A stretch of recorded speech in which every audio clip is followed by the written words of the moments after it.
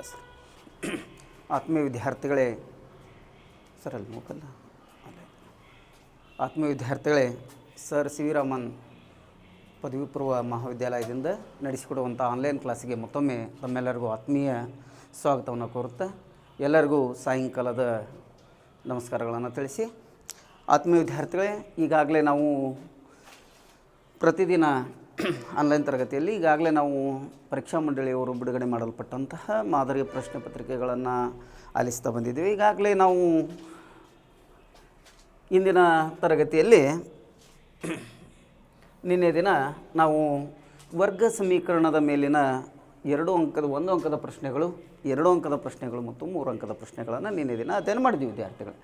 ಇನ್ನು ಅದರಲ್ಲಿ ನಮಗೆ ಮಾದರಿಯ ಪ್ರಶ್ನೆ ಪತ್ರಿಕೆ 4ರಲ್ಲಿ ವರ್ಗ ಸಮೀಕರಣದ 4 ಅಂಕದ ಪ್ರಶ್ನೆಯನ್ನು ನಾವು ಇವತ್ತು ಪರಿಗಣನೆ ತೆಗೆದುಕೊಂಡಾಗ 4 ಅಂಕದ ಒಂದು ಪ್ರಶ್ನೆ ವಿದ್ಯಾರ್ಥಿಗಳೇ.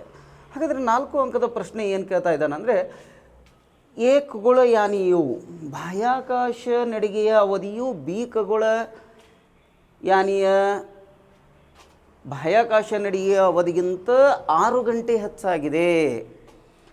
ಅವರಿಬ್ಬರು ಇನ್ನೂ 4 ಗಂಟೆಗಳ ಕಾಲ ಹೆಚ್ಚು ಬಾಹ್ಯಾಕಾಶ ನಡಿಗೆಯನ್ನು ಕೈಗೊಂಡರೆ ಅವರ ಬಾಹ್ಯಾಕಾಶ ನಡಿಗೆಯ ಅವಧಿಗಳ ಗುಣಲಬ್ಧವು 720 ಗಂಟೆಗಳಾಗಿರುತ್ತವೆ. ಹಾಗಾದರೆ ಎ ಮತ್ತು ಬಿ ಖಗೋಳಯಾನಿಗಳ ಬಾಹ್ಯಾಕಾಶ ನಡಿಗೆಯ ಅವಧಿಯನ್ನು ಕಂಡುಹಿಡಿಯಿರಿ ಅಂತ ಹೇಳ್ತಾ ಇದ್ದಾನೆ ವಿದ್ಯಾರ್ಥಿಗಳೇ.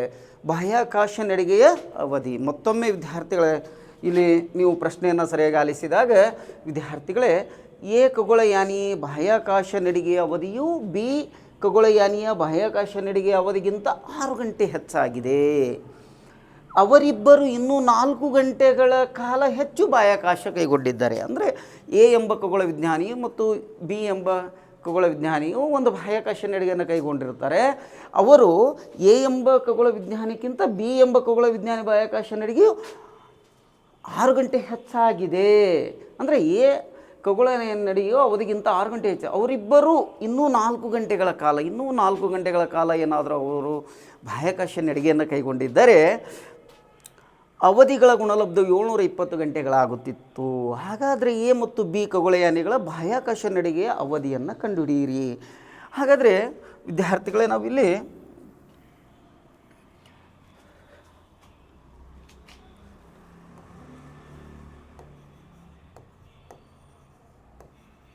ಬಾಹ್ಯಾಕಾಶ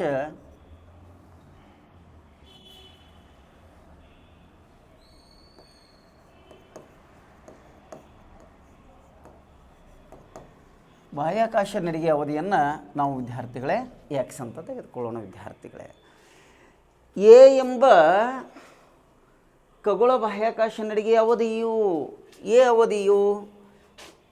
ಎ ಬಾಹ್ಯಾಕಾಶ ನಡಿಗೆಯ ಅವಧಿಯು ಎಕ್ಸ್ ಆಗಿರಲಿ, ಬಿ ಬಾಹ್ಯಾಕಾಶ ನಡಿಗೆ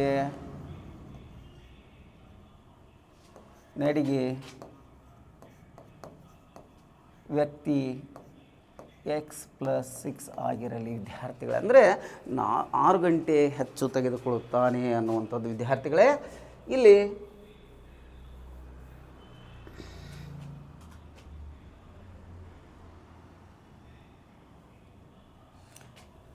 ಬಿ ಬಾಹ್ಯಾಕಾಶ ನಡಿಗೆಯ ಅವಧಿ x+6 ವಿದ್ಯಾರ್ಥಿಗಳೇ. ಇನ್ನೂ 4 ಗಂಟೆ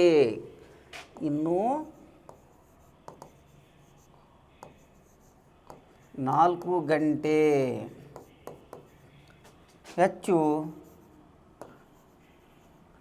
ನಡೆದಿದ್ದರೆ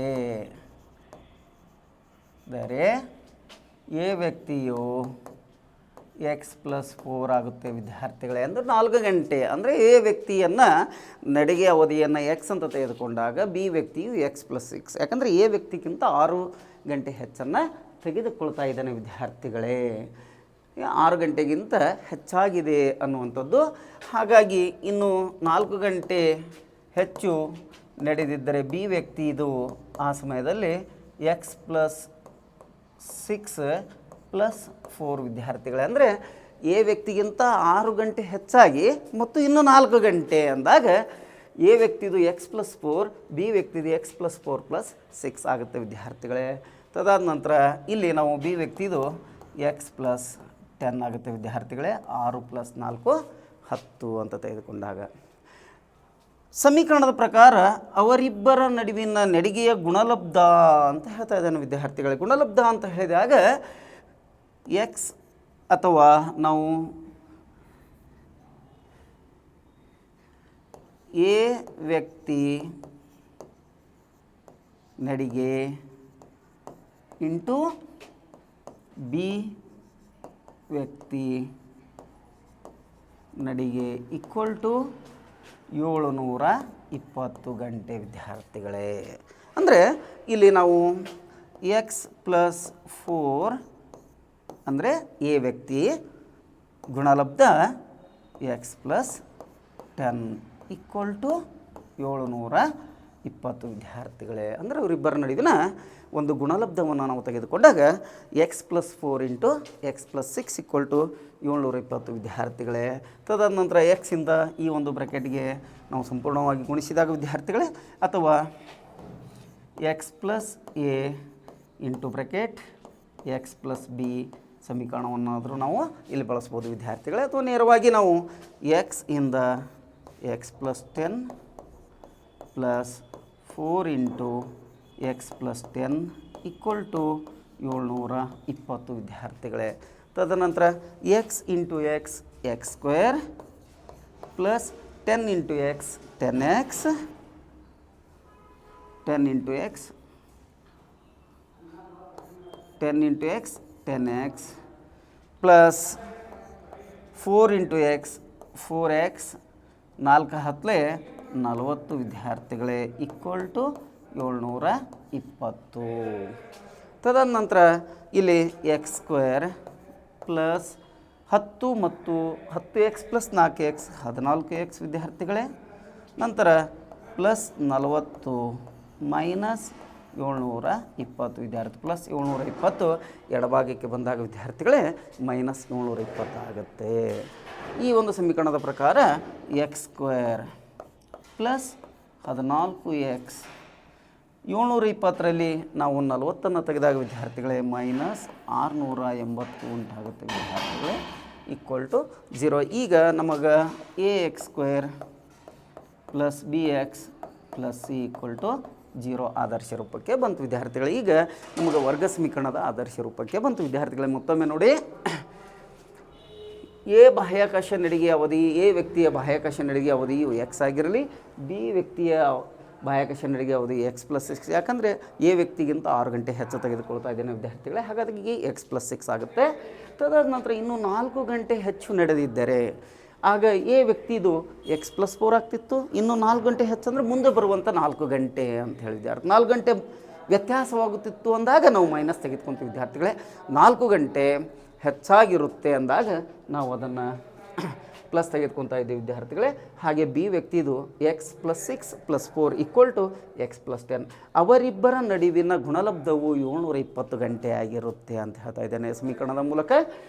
ಪ್ರಶ್ನೆ ಹೀಗಿರೋದ್ರಿಂದ x+4 into x+10 equal to 720 ವಿದ್ಯಾರ್ಥಿಗಳೇ.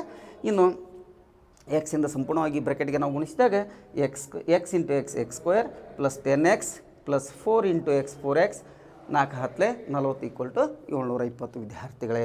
ನಂತರ x² 10x plus 4x 14x plus 40 minus plus 720 ಈ ಕಡೆ ಬಂದಾಗ ಮೈನಸ್ 720 ಆಗುತ್ತೆ. ಹಾಗಾಗಿ x² 14x 720ರಲ್ಲಿ 40 ಕಾದಾಗ ವಿದ್ಯಾರ್ಥಿಗಳೇ 680 ದೊರೆಯುತ್ತದೆ ಈಕ್ವಲ್ ಟು 0.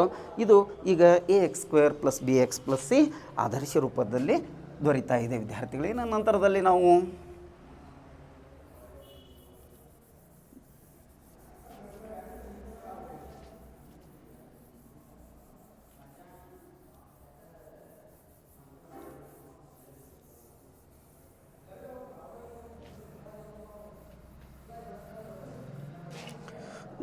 ವಿದ್ಯಾರ್ಥಿಗಳೇ ಇಲ್ಲಿ ಮಧ್ಯಪದವನ್ನು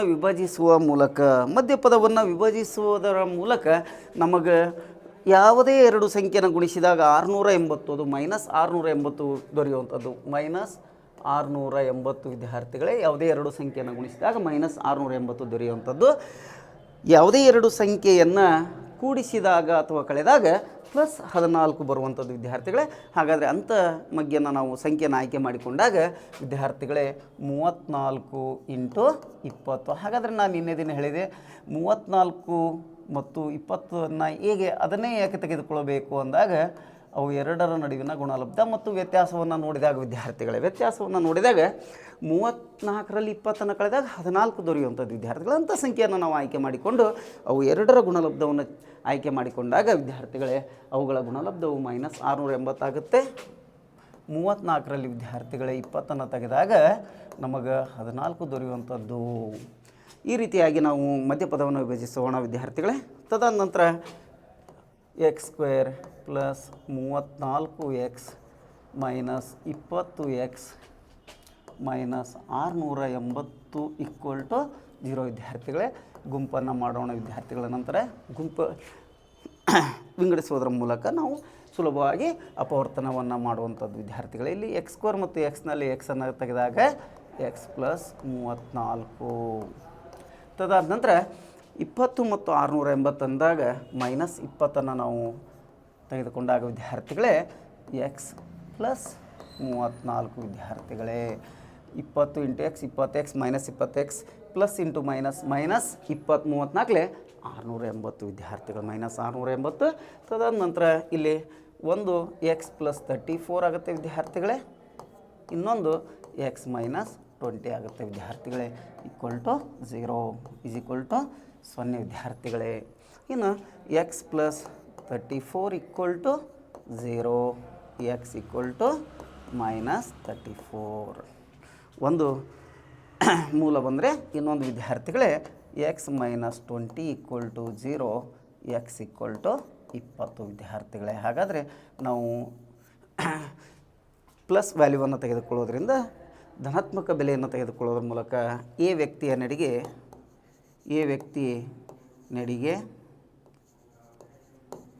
x ಆಗಿರುತ್ತೆ ವಿದ್ಯಾರ್ಥಿಗಳೇ. x ಅಂದರೆ 20. ನಂತರ ಬಿ ವ್ಯಕ್ತಿ ನಡಿಗೆ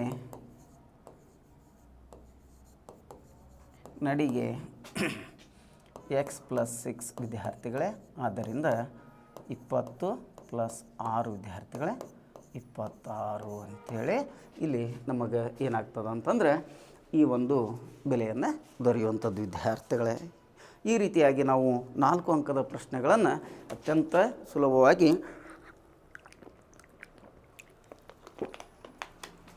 ಪಡೆಯುವಂಥದ್ದು ವಿದ್ಯಾರ್ಥಿಗಳೇ. ಇದು ನಮಗೆ ಈಗಾಗಲೇ ನಾವು ಅಧ್ಯಯನ ಮಾಡಿದಂತೆ ವರ್ಗ ಸಮೀಕರಣದ ಮೇಲಿನ 4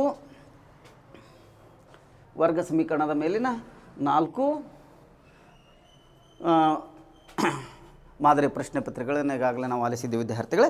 ಇನ್ನು ನಮ್ಮ ಮುಂದಿನ ಒಂದು ಘಟಕ ಅತ್ಯಂತ ಸುಲಭವಾದ ಘಟಕ ಮತ್ತು ಅತ್ಯಂತ ಆಸಕ್ತಿಯುಳ್ಳ ಘಟಕ ಅಂತಂದು ನಾವು ಕರೆಯೋದಾದರೆ ಅದನ್ನು ನಾವು ಶ್ರೇಣಿ ಅಂತ ಕರಿತಾ ಇದ್ದೀವಿ ವಿದ್ಯಾರ್ಥಿಗಳೇ. ಹಾಗಾದರೆ ಶ್ರೇಣಿಯನ್ನು ನಾವು ಪರಿಗಣನೆ ತೆಗೆದುಕೊಳ್ಳೋಣ ವಿದ್ಯಾರ್ಥಿಗಳೇ. ಶ್ರೇಣಿ ಅಂಥೇಳಿ ನಾವು ತೆಗೆದುಕೊಳ್ಳೋಣ ವಿದ್ಯಾರ್ಥಿಗಳೇ.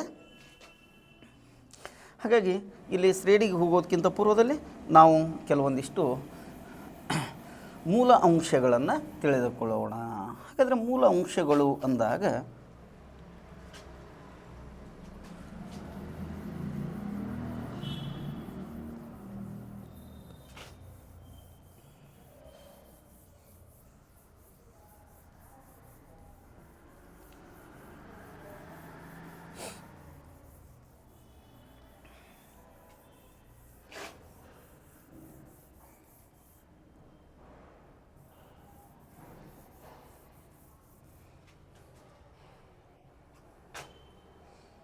ಮೂಲ ಅಂಶಗಳು ವಿದ್ಯಾರ್ಥಿಗಳೇ ಇಲ್ಲಿ ನಮಗೆ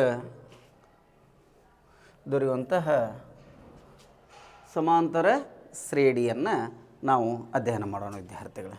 ಹಾಗಾದರೆ ಸಮಾಂತರ ಶ್ರೇಣಿ ನಾವು ಮೊದಲು ಸಮಾಂತರ ಶ್ರೇಣಿ ಅಂದರೆ ಏನು, ಸಮಾಂತರ ಶ್ರೇಣಿಯಲ್ಲಿ ಬರುವಂಥ ಕೆಲವೊಂದಿಷ್ಟು ವಿಧಾನಗಳನ್ನು ನಾವು ಅಧ್ಯಯನ ಮಾಡಿ ತದಾದ ನಂತರ ಇಲ್ಲಿ ಬರುವಂತಹ ಪ್ರಶ್ನೆಗಳಿಗೆ ನಾವು ಸರಿಯಾಗಿ ಉತ್ತರಿಸೋಣ ವಿದ್ಯಾರ್ಥಿಗಳಿಗೆ. ಸಮಾಂತರ ಶ್ರೇಣಿ ಅಂದರೆ ಏನು?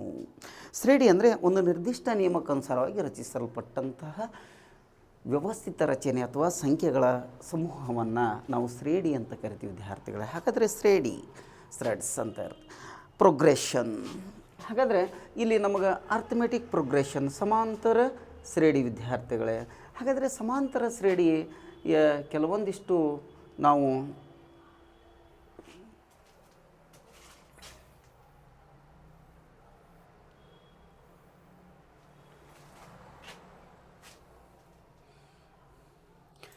ಸಮಾಂತರ ಶ್ರೇಣಿಯ ಕೆಲವೊಂದಿಷ್ಟು ಮೂಲ ಅಂಶಗಳನ್ನು ನಾವು ತೆಗೆದುಕೊಳ್ಳೋಣ ವಿದ್ಯಾರ್ಥಿಗಳೇ.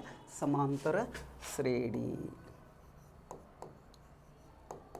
ಮುಂದಿನ ಘಟಕ ಸಮಾಂತರ ಶ್ರೇಣಿ ವಿದ್ಯಾರ್ಥಿಗಳೇ. ಹಾಗಾದರೆ ಸಮಾಂತರ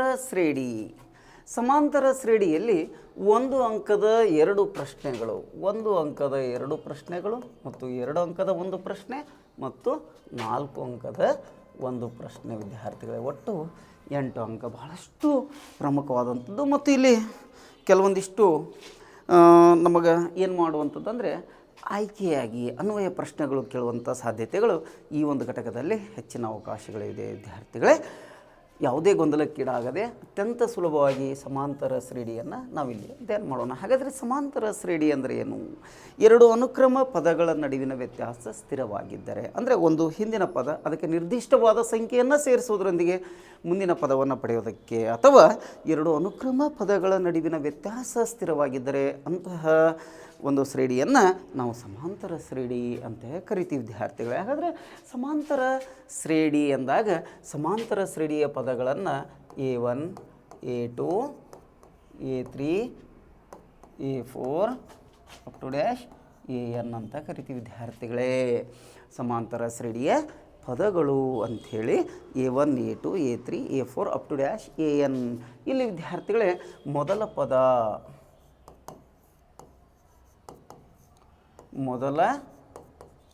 ಪದವನ್ನು ಎ ಅಂತ ಕರಿತೀವಿ ಅಥವಾ A1 ಅಥವಾ ಎ ಅಂತ ಕರಿತೀವಿ ವಿದ್ಯಾರ್ಥಿಗಳೇ. ಸಾಮಾನ್ಯ ವ್ಯತ್ಯಾಸ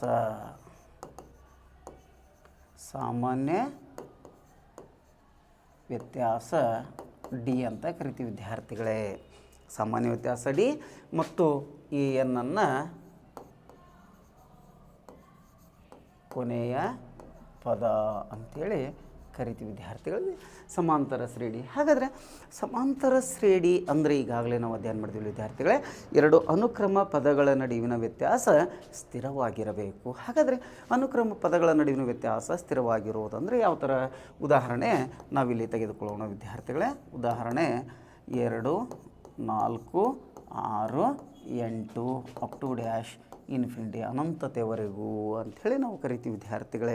ಈಗಾಗಲೇ ನೀವು ಪರಿಮಿತ ಸಮಾಂತರ ಶ್ರೇಣಿ, ಅಪರಿಮಿತ ಸಮಾಂತರ ಶ್ರೇಣಿ ಬಗ್ಗೆ ಅಧ್ಯಯನ ಮಾಡಿದ್ರಿ ವಿದ್ಯಾರ್ಥಿಗಳೇ. ಇಲ್ಲಿ ಕೆಲವೊಂದಿಷ್ಟು ನೇರವಾಗಿ ನಾವು ಪ್ರಶ್ನೆಗಳನ್ನು ತೆಗೆದುಕೊಂಡು ನಿಮಗೆ ಅತ್ಯಂತ ಸುಲಭವಾಗಿ ಅಂಕವನ್ನು ತೆಗೆದುಕೊಳ್ಳುವಂಥದ್ದು ವಿದ್ಯಾರ್ಥಿಗಳೇ. ಮೊದಲನೇ ಪದ ಯಾವಾಗಲೂ A1, A2, A3, A4 ಆಗಿರುತ್ತೆ ವಿದ್ಯಾರ್ಥಿಗಳೇ. ಈ ರೀತಿಯಾಗಿ ನಾವು ಸಮಾಂತರ ಶ್ರೇಣಿಯನ್ನು ತೆಗೆದುಕೊತೀವಿ. ಇನ್ನು ಸಮಾಂತರ ಶ್ರೇಣಿಯ ಅತ್ಯಂತ ಬಹುಮುಖ್ಯವಾದಂಥದ್ದು ಸಮಾಂತರ ಶ್ರೇಣಿಯ ಸಾಮಾನ್ಯ ರೂಪ ಅಥವಾ ಸ್ಟ್ಯಾಂಡರ್ಡ್ ಫಾರ್ಮ್ ಆಫ್ AP. ಈ ಸಾಮಾನ್ಯ ರೂಪ ಸ್ಟ್ಯಾಂಡರ್ಡ್ ಫಾರ್ಮ್ ಆಫ್ AP ಅಂತ ಕರಿಬೋದು ವಿದ್ಯಾರ್ಥಿಗಳೇ. A plus D, A plus 2D up to dash A plus N-1 into D ಸಮಾಂತರ ಶ್ರೇಣಿಯ ಸಾಮಾನ್ಯ ಪದ ಅಥವಾ ಸಾಮಾನ್ಯ ರೂಪ ಅಂತ ಕರಿತೀವಿ ವಿದ್ಯಾರ್ಥಿಗಳೇ. ಇಲ್ಲಿ ಮೊದಲನೇ ಪದ ಎ ಆಗಿರುತ್ತೆ, ಸಾಮಾನ್ಯ ವ್ಯತ್ಯಾಸ ಡಿ ಆಗಿರುತ್ತೆ ಮತ್ತು AN ಕೊನೆಯ ಪದ ಆಗಿರುತ್ತೆ. ಇಲ್ಲಿ ಡಿ ಅನ್ನೋದು ವಿದ್ಯಾರ್ಥಿಗಳೇ, ಡಿ ಅಂತಂದರೆ ನಮಗೆ A2 ಮೈನಸ್ A1 ಅಂಥೇಳಿ ಸಾಮಾನ್ಯ ವ್ಯತ್ಯಾಸ. Common difference is the difference of 2 numbers in between difference of 2 numbers ಅಂತೇಳಿ ಕರಿತೀವಿ ವಿದ್ಯಾರ್ಥಿಗಳೇ. D is equal to A2 minus A1. A2 minus A1 ಅಂದರೆ ಮುಂದಿನ ಪದ ಮೈನಸ್ ಹಿಂದಿನ ಪದ. ಈಗಾಗಲೇ ನಾವು ಅಧ್ಯಯನ ಮಾಡಿದಂತೆ ಮುಂದಿನ ಪದ ಮೈನಸ್ ಹಿಂದಿನ ಪದವನ್ನು ತೆಗೆದುಕೊಳ್ಳುವಂಥದ್ದು ವಿದ್ಯಾರ್ಥಿಗಳೇ. ತದಾದ ನಂತರ ಇಲ್ಲಿ ನಾವು ಬಹುಮುಖ್ಯವಾಗಿ ನೆನಪಿಟ್ಟುಕೊಳ್ಳುವಂಥದ್ದು ಅಂದರೆ ವಿದ್ಯಾರ್ಥಿಗಳೇ, ಇಲ್ಲಿ ಬರುವಂತಹ ಸೂತ್ರವನ್ನು ನಾವು ಪ್ರತಿಯೊಂದು ಘಟಕದಲ್ಲಿ ಬರುವಂತಹ ಸೂತ್ರಗಳನ್ನು ಅತ್ಯಂತ ಮನನವಾಗಿ ನಾವು ನೆನಪಿಟ್ಟುಕೊಂಡಾದ್ರಾಗ ವಿದ್ಯಾರ್ಥಿಗಳೇ ಅಂಕವನ್ನು ನಾವು ಸುಲಭವಾಗಿ ಪಡೆಯುವಂಥದ್ದು. ಪ್ರತಿಯೊಂದು ಸೂತ್ರವನ್ನು ಪ್ರತಿ ಘಟಕದಿಂದ ಬರುವಂತಹ ಎಲ್ಲ ಸೂತ್ರಗಳನ್ನು ನಾವು ಒಂದು ಕಡೆ ನಾವು ಅದನ್ನು ಬರೆದುಕೊಂಡು ಅದನ್ನು ಸರಿಯಾಗಿ ನಾವು ಪ್ರತಿದಿನ ಮನನ ಮಾಡುತ್ತಾ ಇದ್ದಾಗ ವಿದ್ಯಾರ್ಥಿಗಳೇ ಅತ್ಯಂತ ಸುಲಭವಾಗಿ ಗಣಿತದಲ್ಲಿ 100ಕ್ಕೆ 100 ಯಾವುದಾದ್ರೂ ಒಂದು ವಿಷಯ 100ಕ್ಕೆ 100 ತೆಗೆದುಕೊಳ್ಳುವಂಥ ವಿಷಯ ಯಾವುದಾದ್ರೂ ಇದ್ದರೆ ಅದು ಕೇವಲ ಗಣಿತ ವಿದ್ಯಾರ್ಥಿಗಳೇ. ಗಣಿತದ ನೋಡುವ ದೃಷ್ಟಿಯನ್ನು ನಾವು ಅತ್ಯಂತ ವಿಶಾಲವಾಗಿ ಮತ್ತು ದೃಷ್ಟಿಯನ್ನು ನಾವು ಸಹಕರಿಸಿದಾಗ ಅಥವಾ ಅತ್ಯಂತ ಸುಲಭವಾದಂತಹ ವಿಷಯ ಅಥವಾ ಅದನ್ನು ಅತ್ಯಂತ ಪ್ರಯತ್ನದಿಂದ ನಾವು ಅಥವಾ ಪ್ರಾಕ್ಟೀಸ್ ಮೇಕ್ ಮ್ಯಾನ್ ಪರ್ಫೆಕ್ಟ್ ಅನ್ನುವಂಥ ನಿಯಮದ ಪ್ರಕಾರ ನಾವು ಅತ್ಯಂತ ಸುಲಭವಾಗಿ ಅದನ್ನು ಪ್ರತಿದಿನವೂ ನಾವು ಗಣಿತವನ್ನು ಕಲಿತಾ ಬಂದಾಗ ವಿದ್ಯಾರ್ಥಿಗಳು ಅತ್ಯಂತ ಸುಲಭವಾದಂಥ ವಿಷಯವಾಗಿರುತ್ತೆ. ಹಾಗಾಗಿ ವಿದ್ಯಾರ್ಥಿಗಳೇ ನಾವು ಮುಂದೆ ನಾವು ಏನು ಮಾಡೋದು ಅಂತಂದರೆ ಈ ಒಂದು ಸಮಾಂತರ ಶ್ರೇಣಿಯಲ್ಲಿ ಎನ್ನನೇ ಪದ ಎನ್ = a + n - 1 × d ಅನ್ನುವಂಥದ್ದು. ಇಲ್ಲಿ an ಈಗಾಗಲೇ ಹೇಳಿದಂತೆ ಕೊನೆಯ ಪದ ವಿದ್ಯಾರ್ಥಿಗಳೇ. ಇಲ್ಲಿ a ಮೊದಲ ಪದ ವಿದ್ಯಾರ್ಥಿಗಳೇ, ನಂತರ n ಪದ ವಿದ್ಯಾರ್ಥಿಗಳೇ, n ಅನ್ನೋದು ಪದ, ನಂತರ d ಸಾಮಾನ್ಯ ವ್ಯತ್ಯಾಸವಾಗಿರುತ್ತೆ. ಈ ಸೂತ್ರ ಅತ್ಯಂತ ನೆನಪಿಟ್ಕೊಳ್ಳುವಂಥದ್ದು ವಿದ್ಯಾರ್ಥಿಗಳೇ. ತದಾದ ನಂತರ ಅವುಗಳ ಮೊತ್ತ, ಇದು ಎನ್ನನೇ ಪದವನ್ನು ಕಂಡುಹಿಡಿಯುವ ಸೂತ್ರ. ಆದರೆ ಇನ್ನು ಪದಗಳ ಮೊತ್ತವನ್ನು ಕಂಡುಹಿಡಿಯಲಿಕ್ಕೆ SN sum of numbers SN = n/2 2a + n - 1 × d ವಿದ್ಯಾರ್ಥಿಗಳೇ. ಈ ಸೂತ್ರವನ್ನು ಕೂಡ ನಾವು ನೆನಪಿಟ್ಕೋಬೇಕಾಗುತ್ತೆ. ತದನಂತರ ಇನ್ನೊಂದು ನಾವು ಇದರಲ್ಲಿ ಮುಖ್ಯವಾಗಿ ಬರುವಂಥದ್ದು SN = n/2 a + an ಅಂತ ಬರೆದುಕೊಳ್ಬೋದು ವಿದ್ಯಾರ್ಥಿಗಳೇ. ತದಾದ ನಂತರ ಇನ್ನೊಂದು ನಾವು ನೆನಪಿಟ್ಕೊಳ್ಳೋದಂತಂದರೆ ವಿದ್ಯಾರ್ಥಿಗಳೇ ಇಲ್ಲಿ SN = n/2 a + l. n ಅಥವಾ an ಅಥವಾ l ಅನ್ನು ನಾವು ಏನಂತೀವಿ ವಿದ್ಯಾರ್ಥಿಗಳೇ, ಕೊನೆಯ ಪದ ಅಂತ ಕರಿತಾ ಇದ್ದೀವಿ. ಇಷ್ಟು ಸೂತ್ರಗಳನ್ನು ನಾವು ನೆನಪಿನಲ್ಲಿ ಇಟ್ಕೊಂಡ್ಬಿಟ್ರೆ ವಿದ್ಯಾರ್ಥಿಗಳೇ ಅತ್ಯಂತ ಸುಲಭವಾಗಿ ಸಮಾಂತರ ಶ್ರೇಣಿಯಲ್ಲಿ 8 ಅಂಕವನ್ನು ಸುಲಭವಾಗಿ ತೆಗೆದುಕೊಳ್ಳುವಂಥದ್ದು ವಿದ್ಯಾರ್ಥಿಗಳೇ. ಹಾಗಾದರೆ ನಾವು ಇವತ್ತಿನ ದಿನ ಈಗಾಗಲೇ ಮತ್ತೊಮ್ಮೆ ಹೇಳ್ತಾ ಇದ್ದೇನೆ ವಿದ್ಯಾರ್ಥಿಗಳೇ, ಅಲ್ಲಿ ಬರುವಂತಹ ಸೂತ್ರಗಳನ್ನು ನಾವು ನೆನಪಿನಲ್ಲಿ ಇಟ್ಕೋಬೇಕಾಗುತ್ತೆ ವಿದ್ಯಾರ್ಥಿಗಳೇ. ಅದನ್ನು ನಾವು ಬರೆತೆಗೆಯೋದ್ರ ಮೂಲಕ ಪ್ರತಿದಿನ ಅದನ್ನು ನಾವು ಒಂದು ಬಾರಿ ಆಲಿಸೋದ್ರ ಮೂಲಕ ಸೂತ್ರವನ್ನು ನಾವು ಸುಲಭವಾಗಿ ನೆನಪಿನಲ್ಲಿ ಇಟ್ಕೋಬೋದು ವಿದ್ಯಾರ್ಥಿಗಳೇ. ಆ ಸೂತ್ರವನ್ನು ಯಾವ ರೀತಿ ನಾವು ಅದನ್ನು ಆ ಒಂದು ಕೊಟ್ಟಂಥ ಪ್ರಶ್ನೆಗೆ ನಾವು ಬಳಸಿಕೊಳ್ಳುವುದು ಅನ್ನೋದನ್ನು ಈ ಒಂದು ತರಗತಿಯಲ್ಲಿ ಅಧ್ಯಯನ ಮಾಡೋಣ ವಿದ್ಯಾರ್ಥಿಗಳೇ. ಹಾಗಾದರೆ ಇಲ್ಲಿ ನಮಗೆ ಬಹಳ ಮುಖ್ಯವಾಗಿರುವಂಥದ್ದಂದರೆ ಈಗಾಗಲೇ ಹೇಳಿದಂತೆ ಗಣಿತದಲ್ಲಿ ನಮಗಿರುವಂತಹ ಕೆಲವು ನ್ಯೂನ್ಯತೆಗಳು ಅಂತ ಕರಿತೀನಿ ವಿದ್ಯಾರ್ಥಿಗಳೇ. ನ್ಯೂನ್ಯತೆ ಅಥವಾ ತಪ್ಪು ಕಲ್ಪನೆ ಅಂತ ಹೇಳ್ಬೋದು. ಏನಪ್ಪ ತಪ್ಪು ಕಲ್ಪನೆ ಅಂತಂದರೆ ಗಣಿತ ಬಹಳಷ್ಟು ಕಠಿಣವಾದ ವಿಷಯ, ಇದನ್ನು ನಾವು ಮೊದಲು ನಮ್ಮ ತಲೆಯಿಂದ ಅಳಿಸಬೇಕಾಗಿದೆ ವಿದ್ಯಾರ್ಥಿಗಳೇ. ಅಂದರೆ ತಲೆಯಿಂದ ದೂರ ಕಳಿಸಬೇಕಾಗಿದೆ. ಅಂದಾಗ ಮಾತ್ರ ಗಣಿತ ಸುಲಭವಾಗಿ ಅಧ್ಯಯನ ಅಥವಾ ಅರ್ಥವಾಗುವಂಥದ್ದು ವಿದ್ಯಾರ್ಥಿಗಳು.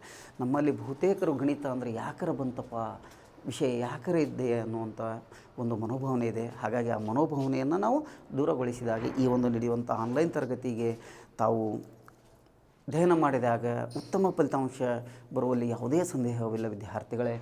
ನೋಡೋಣ, ಈಗ ನಾವು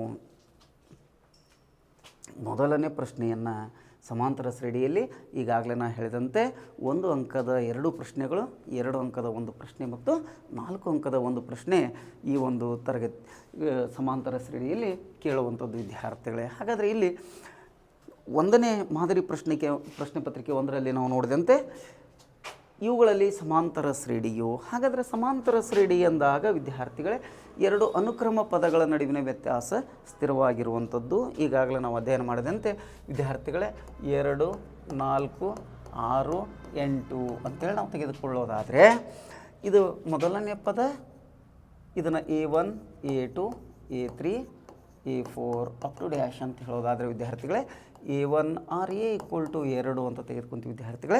ಡಿ ಅಂದಾಗ ವಿದ್ಯಾರ್ಥಿಗಳೇ D = A2 - A1 D is equal to A2 minus A1 ಅಂದಾಗ ವಿದ್ಯಾರ್ಥಿಗಳೇ 4 ಮೈನಸ್ 2 ಈಕ್ವಲ್ ಟು 2 ವಿದ್ಯಾರ್ಥಿಗಳೇ. ಅದೇ ರೀತಿಯಾಗಿ ಅಥವಾ D equal to A3 minus A2 ವಿದ್ಯಾರ್ಥಿಗಳೇ.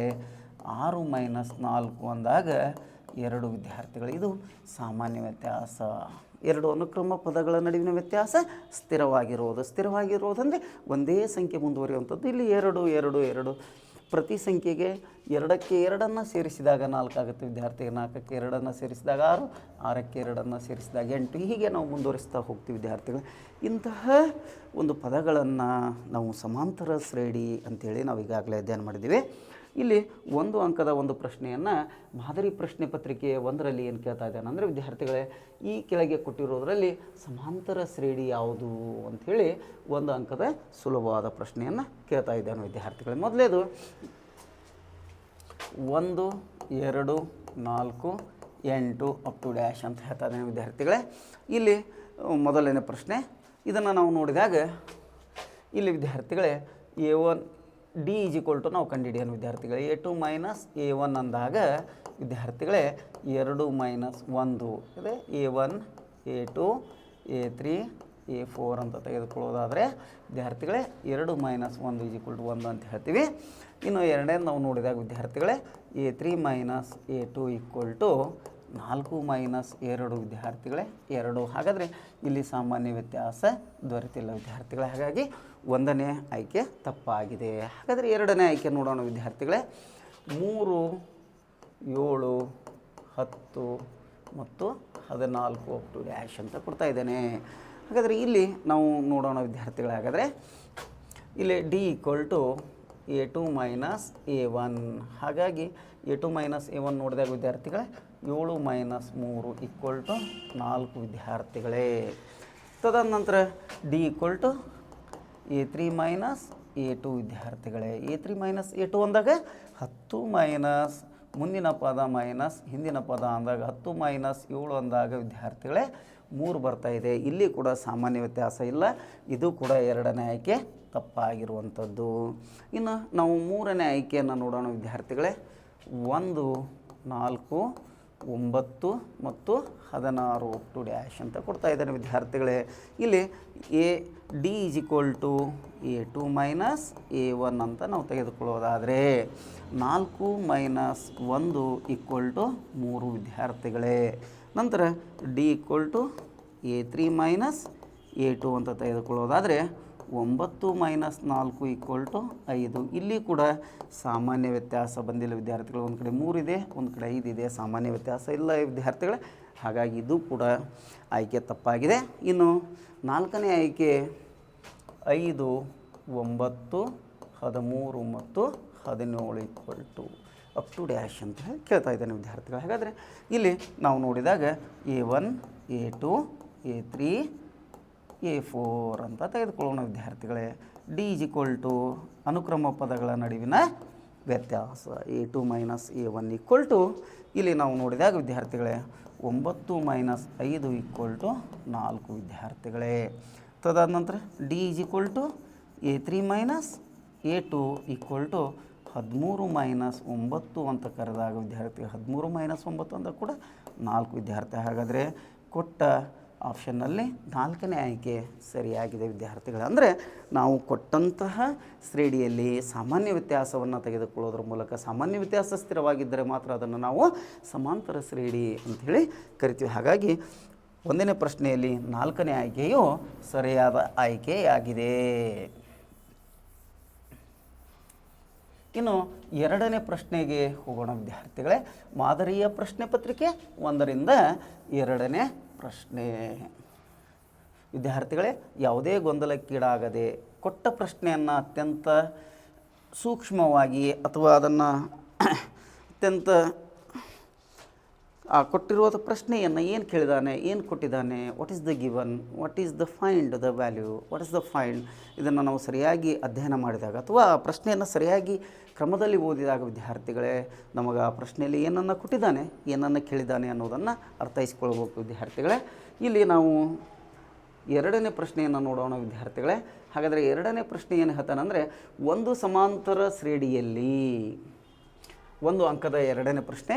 ಒಂದು ಸಮಾಂತರ ಶ್ರೇಣಿಯಲ್ಲಿ 7ನೇ ಪದವು ಅದರ 4ನೇ ಪದಕ್ಕಿಂತ 12 ಹೆಚ್ಚಾಗಿದೆ.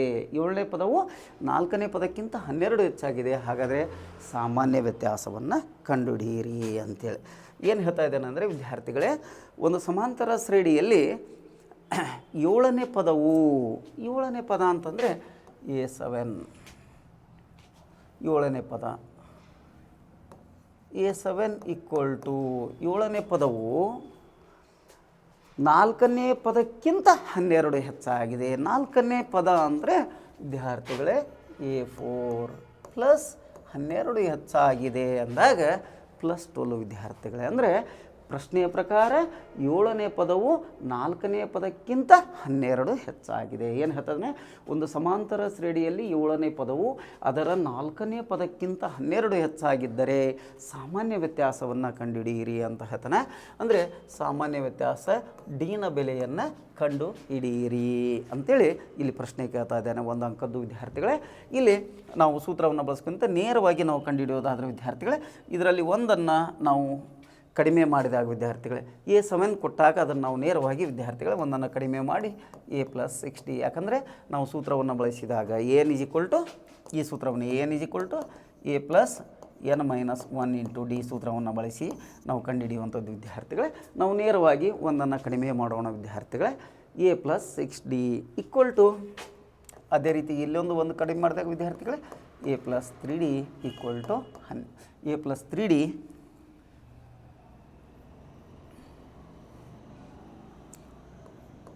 A + 3D + 12 ಅಂಥೇಳಿ ಬರುತ್ತೆ ವಿದ್ಯಾರ್ಥಿಗಳೇ. ಅಂದರೆ ಒಂದನ್ನು ಕಡಿಮೆ ಮಾಡೋಣ ವಿದ್ಯಾರ್ಥಿಗಳು. 7 ಕೊಟ್ಟಾಗ 6ಅನ್ನು ತೆಗೆದುಕೊಳ್ಳೋಣ ಹಿಂದಿನ ಸಂಖ್ಯೆ. ಯಾಕಂದರೆ n - 1 ಅಂದಾಗ n ಬೆಲೆಯಲ್ಲಿ ಒಂದನ್ನು ನಾವು ಮೈನಸ್ ಮಾಡಿದಾಗ 7 ಕೊಟ್ಟಾಗ n 7 ಆಗುತ್ತೆ. 7ರಲ್ಲಿ 1 ತೆಗೆದಾಗ 6 ವಿದ್ಯಾರ್ಥಿಗಳು. 4 ಕೊಟ್ಟಾಗ 4ರಲ್ಲಿ 1 ತೆಗೆದ್ರೆ 3 ವಿದ್ಯಾರ್ಥಿಗಳು. ಅದೇ ರೀತಿ ನಾವು ತೆಗೆದುಕೊಂಡಾಗ ಇಲ್ಲಿ A + 6D - A + A become -A -3D = 12 ವಿದ್ಯಾರ್ಥಿಗಳೇ. ನಂತರ +A -A ಕ್ಯಾನ್ಸಲ್ ಮಾಡೋಣ ವಿದ್ಯಾರ್ಥಿಗಳೇ. 6Dಯಲ್ಲಿ 3D ಹೋದಾಗ 3D ವಿದ್ಯಾರ್ಥಿಗಳೇ. ನಂತರ = 12 D = 12/3 ಅಂತ ತೆಗೆದುಕೊಂಡಾಗ 3 1 3 4 ವಿದ್ಯಾರ್ಥಿಗಳೇ. D = 4. ಹಾಗಾದರೆ ಸಾಮಾನ್ಯ ವ್ಯತ್ಯಾಸ 4 ಆಗಿರುತ್ತೆ. ಒಂದು ಅಂಕದ ಇನ್ನೊಂದು ಪ್ರಶ್ನೆ ವಿದ್ಯಾರ್ಥಿಗಳೇ. ಅತ್ಯಂತ ಸುಲಭವಾದಂಥ ಪ್ರಶ್ನೆ. ನೀವು ಅದನ್ನು ಸರಿಯಾದ ಕ್ರಮದಲ್ಲಿ ಆ ಒಂದು ಪ್ರಶ್ನೆಯನ್ನು ಮನನ ಮಾಡಿಕೊಂಡಾಗ ವಿದ್ಯಾರ್ಥಿಗಳು ಏನನ್ನು ಕೊಟ್ಟಿದ್ದಾನೆ, ಏನನ್ನು ನಾವು ಕಂಡುಹಿಡಿಬೇಕು ಅನ್ನೋದನ್ನು ಸ್ಪಷ್ಟವಾಗಿ ನಾವು ಅಧ್ಯಯನ ಮಾಡಿದಾಗ ಅದನ್ನು ಸುಲಭವಾಗಿ ಉತ್ತರವನ್ನು ಬರೆಯುವಂಥದ್ದು ವಿದ್ಯಾರ್ಥಿಗಳು. ಇದು ಒಂದು ಅಂಕದ ಇನ್ನೊಂದು ಪ್ರಶ್ನೆ.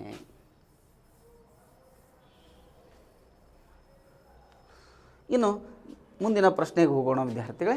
ಒಂದು ಸಮಾಂತರ ಶ್ರೇಣಿಯಲ್ಲಿ S20ನೇ ಪದ ಕೊಟ್ಟಿದ್ದಾನೆ ವಿದ್ಯಾರ್ಥಿಗಳೇ. S20 = ಕೊಟ್ಟಿದ್ದಾನೆ. S20 = 820 ಕೊಟ್ಟಿದ್ದಾನೆ. S20ನೇ ಪದ 20 ಪದಗಳ ಮೊತ್ತ ಕೊಡ್ತಾ ಇದ್ದಾನೆ. ಅದೇ ರೀತಿಯಾಗಿ A20 ಪದವನ್ನು ಕೊಟ್ಟಿದ್ದಾನೆ ವಿದ್ಯಾರ್ಥಿಗಳೇ.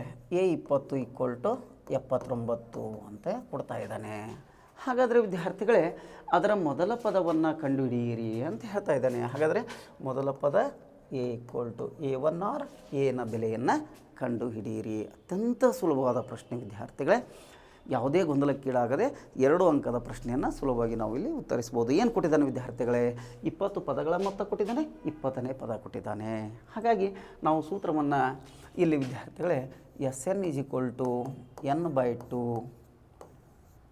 A + AN ಸೂತ್ರವನ್ನು ಬಳಸುವುದರ ಮೂಲಕ ಅಥವಾ ಎಲ್ನ ಸೂತ್ರವನ್ನು A + AL ಸೂತ್ರವನ್ನು ಬಳಸುವುದರ ಮೂಲಕ ಸುಲಭವಾಗಿ ಕಂಡುಹಿಡಿಯುವಂಥದ್ದು ವಿದ್ಯಾರ್ಥಿಗಳೇ. S20 ಅಂದಾಗ S20 = 20/2 A ಬೆಲೆಯನ್ನು ಕಂಡುಹಿಡಿಬೇಕು ವಿದ್ಯಾರ್ಥಿಗಳೇ. ಇಲ್ಲಿ A20 ಅಂಥೇಳಿ ನಾವು ಬರೆದುಕೊಳ್ಳುವಂಥದ್ದು. S20ರ ಬೆಲೆ ಹಾಗಾಗಿ 820 ವಿದ್ಯಾರ್ಥಿಗಳೇ. 20/2 ಇಂಟು A ಪ್ಲಸ್ ಇದನ್ನು ಬೆಲೆಯನ್ನು 79 ಕೊಟ್ಟಿದ್ದಾನೆ ವಿದ್ಯಾರ್ಥಿಗಳು. ಇದನ್ನು ನಾವು ನೇರವಾಗಿ ನಾವು ಇಲ್ಲಿ 2 1 2 10 ಅಂತ ಬರೆದುಕೊಳ್ಳುವಂಥದ್ದು ವಿದ್ಯಾರ್ಥಿಗಳು. ತದಾದ ನಂತರ ಇದನ್ನು ನಾವು ನೇರವಾಗಿ ಇದನ್ನು ಒರೆ ಗುಣಾಕಾರ ಮಾಡಿದಾಗ 820/2 10 = a + 79 ವಿದ್ಯಾರ್ಥಿಗಳ ಅಂಶ ಇದ್ದಿದ್ದು = ಈ ಕಡೆ ಬಂದಾಗ ಛೇದವಾಗುತ್ತೆ ವಿದ್ಯಾರ್ಥಿಗಳೇ. 1 0 1 0 ತೆಗೆದಾಗ 82 ದೊರೆಯುತ್ತೆ. a + 79 ವಿದ್ಯಾರ್ಥಿಗಳೇ. ಅಂದರೆ ಇಲ್ಲಿ S20 ಮತ್ತು A20 ಅಂದರೆ 20 ಪದಗಳ ಮೊತ್ತ ಮತ್ತು A20ನೇ ಪದವನ್ನು ಕೊಟ್ಟಿದ್ದಾನೆ ವಿದ್ಯಾರ್ಥಿಗಳೇ.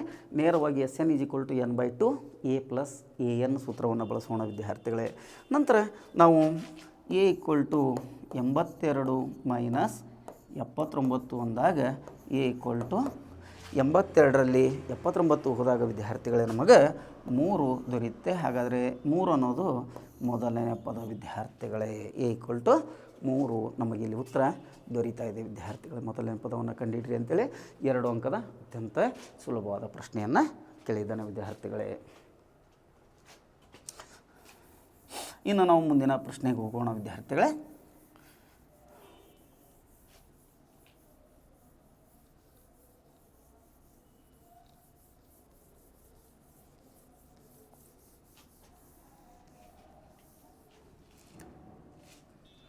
ಮುಂದಿನ ಪ್ರಶ್ನೆಗೆ ಹೋದಾಗ ವಿದ್ಯಾರ್ಥಿಗಳೇ ನಮಗೆ ಏನು ಹೇಳ್ತಾನೆ ಅಂತಂದರೆ 201 ಮತ್ತು 401 ನಡುವಿನ 6ರಿಂದ ಭಾಗವಾಗುವ ಎಷ್ಟು ಸಂಖ್ಯೆಗಳಿವೆ?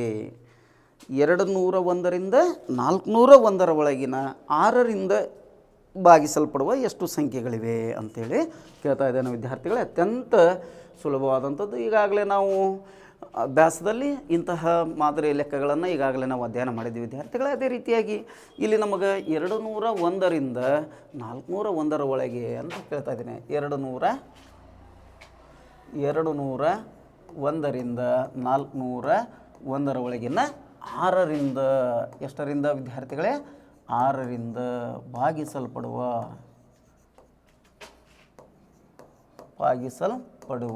ಸಂಖ್ಯೆಗಳು. ಭಾಗಿಸಲ್ಪಡುವ ಸಂಖ್ಯೆಗಳು ಅಂದಾಗ ವಿದ್ಯಾರ್ಥಿಗಳೇ ಅದು 6ರಿಂದ ಭಾಗ ಹೋಗಬೇಕು. 201ಕ್ಕಿಂತ ಹೆಚ್ಚಿರಬೇಕು ಮತ್ತು 401ಕ್ಕಿಂತ ಕಡಿಮೆ. ಇನ್ ಬಿಟ್ವೀನ್ 201 ಆ್ಯಂಡ್ 401 ಇದರ ಮಧ್ಯದಲ್ಲಿ ಬರುವಂಥ ಸಂಖ್ಯೆಗಳನ್ನು ನಾವು ಆಯ್ಕೆ ಮಾಡಿಕೊಳ್ಬೇಕು ವಿದ್ಯಾರ್ಥಿಗಳೇ. ಹಾಗಾಗಿ ಆಯ್ಕೆ ಯಾವುದಾಗಿರುತ್ತಂದರೆ ಇಲ್ಲಿ 204 ವಿದ್ಯಾರ್ಥಿಗಳೇ. ನಾವು ನೋಡ್ಬೋದು ವಿದ್ಯಾರ್ಥಿಗಳೇ 6 3 18 ಆಗುತ್ತೆ, 6 4 24 ಹೋಗುತ್ತೆ ವಿದ್ಯಾರ್ಥಿಗಳೇ. 201 201 210 216 ಅಪ್ ಟು ಡ್ಯಾಶ್ 396 ವಿದ್ಯಾರ್ಥಿಗಳೇ. ನೋಡಿರಿ 6 6 36 ಮತ್ತೆ 3 ಉಳಿತೈತಿ. 6 6 36 66 ಆಗುತ್ತೆ ವಿದ್ಯಾರ್ಥಿಗಳೇ. ಇವು ನಮಗೆ 6ರಿಂದ ಭಾಗಿಸಲ್ಪಡುವಂಥ ಸಂಖ್ಯೆಗಳು ಯಾವುವು? 201ರಿಂದ 401 ನಡುವಿನ ಸಂಖ್ಯೆಗಳು. ಅಂದರೆ 201 ನಂತರ ಸಂಖ್ಯೆ, 401 ಕೆಳಗಿನ ಸಂಖ್ಯೆ ಅಂಥೇಳಿ ನಾವಿಲ್ಲಿ ತೆಗೆದುಕೊಳ್ಳೋದಾದರೆ ಇಲ್ಲಿ ನಾವು ಮೊದಲನೇ ಪದ ಈಗಾಗಲೇ ವಿದ್ಯಾರ್ಥಿಗಳೇ a = 204, d = a2 - a1 ಅಂತ ಕರಿತಾ ಇದ್ದೀವಿ. a2 - a1 ಅಂದಾಗ ವಿದ್ಯಾರ್ಥಿಗಳೇ 210 - 204 = 6 ವಿದ್ಯಾರ್ಥಿಗಳೇ. ಹಾಗಾಗಿ ಇನ್ನು ನಮಗೆ an = ಕೊಟ್ಟಿದ್ದಾನೆ ವಿದ್ಯಾರ್ಥಿಗಳೇ. ನಂತರ an = ಕೊನೆಯ ಪದ 396 ಕೊಟ್ಟಿದ್ದಾನೆ ವಿದ್ಯಾರ್ಥಿಗಳೇ. ನಾವು ಎನ್ನ ಬೆಲೆಯನ್ನು ಕಂಡುಹಿಡಿಯೋಣ. ಹಾಗಾದರೆ an = a + n - 1 × d ಸೂತ್ರವನ್ನು ಬಳಸುವುದರ ಮೂಲಕ ಕಂಡುಹಿಡಿಯೋಣ ವಿದ್ಯಾರ್ಥಿಗಳೇ. ಹಾಗಾಗಿ an = 396 = 204 ಪ್ಲಸ್ n - 1 × 6 ವಿದ್ಯಾರ್ಥಿಗಳೇ. ನಂತರದಲ್ಲಿ ನಾವು ನೇರವಾಗಿ 396 ಮೈನಸ್ ಇಲ್ಲಾಂದರೆ ವಿದ್ಯಾರ್ಥಿಗಳೇ 204 ಪ್ಲಸ್ 6n - 6 ಅಂತೇಳಿ 6 × n 6n 6 1 6 ವಿದ್ಯಾರ್ಥಿಗಳೇ. ನಂತರ 396 = 204ರಲ್ಲಿ 6ಅನ್ನು ಕಳೆದಾಗ 198 ಪ್ಲಸ್ 6n ವಿದ್ಯಾರ್ಥಿಗಳೇ. ಇಷ್ಟು ದೊರೀತಿದೆ ವಿದ್ಯಾರ್ಥಿಗಳೇ. ನಂತರದಲ್ಲಿ ನಾವು ನೇರವಾಗಿ 396ರಲ್ಲಿ 198 ಕಳೆಯಬಿಡೋಣ ವಿದ್ಯಾರ್ಥಿಗಳೇ. ಕಳೆದಾಗ ವಿದ್ಯಾರ್ಥಿಗಳೇ 8 ಆಗ್ತದೆ. 16ರಲ್ಲಿ 8 ಹೋದಾಗ 8 ಕೆಲ 1, 19ರಲ್ಲಿ 10 ಹೋದಾಗ 9 ವಿದ್ಯಾರ್ಥಿಗಳೇ 198 ಆಗ್ತದೆ. ಎಷ್ಟಾಗ್ತದೆ ವಿದ್ಯಾರ್ಥಿಗಳೇ? 396 ಮೈನಸ್ 198 ಈಕ್ವಲ್ ಟು 6n ಆಗುತ್ತೆ ವಿದ್ಯಾರ್ಥಿಗಳೇ. ನಂತರದಲ್ಲಿ ನಮಗೆ 6n ಈಕ್ವಲ್ ಟು 198 ಆಗುತ್ತೆ ವಿದ್ಯಾರ್ಥಿಗಳೇ. n ಈಕ್ವಲ್ ಟು 198/6 ಅಂತ ತೆಗೆದುಕೊಳ್ಳೋದಾದರೆ 6 1 6 3 18 ವಿದ್ಯಾರ್ಥಿಗಳೇ. ಒಂದು ಉಳಿತದ 6 3 18. ಹಾಗಾಗಿ n ಈಸ್ ಈಕ್ವಲ್ ಟು 33. ಅಂದರೆ ಒಟ್ಟು 201ರಿಂದ 401 ಒಳಗೆ 6ರಿಂದ ಭಾಗಿಸಲ್ಪಡುವ ಒಟ್ಟು ಸಂಖ್ಯೆಗಳು ಎಷ್ಟು ಅಂತಂದರೆ ವಿದ್ಯಾರ್ಥಿಗಳೇ 33. n ಈಸ್ ಈಕ್ವಲ್ ಟು 33 ಆಗಿರುತ್ತೆ. ಸಂಖ್ಯೆಯನ್ನು ಕಂಡುಹಿಡಿಯಿರಿ ಅಂತ ಹೇಳಿದ್ದಾನೆ ವಿದ್ಯಾರ್ಥಿಗಳೇ. 201 ಮತ್ತು 401ರ ಸಂಖ್ಯೆಗಳ ನಡುವಿನ 6ರಿಂದ ಭಾಗಿಸಲ್ಪಡುವ ಸಂಖ್ಯೆಗಳು ಎಷ್ಟು ಅಂತಂದರೆ 33 ವಿದ್ಯಾರ್ಥಿಗಳೇ ಅಂಥೇಳಿ. ಈ ಪ್ರಶ್ನೆಯನ್ನು ನಾವು ಅತ್ಯಂತ ಸುಲಭವಾಗಿ 2 ಅಂಕದ ಪ್ರಶ್ನೆಯಾಗಿ ನಾವು ಕಂಡುಹಿಡಿಯುವಂಥದ್ದು ವಿದ್ಯಾರ್ಥಿಗಳೇ. ಇನ್ನು ನಂತರದಲ್ಲಿ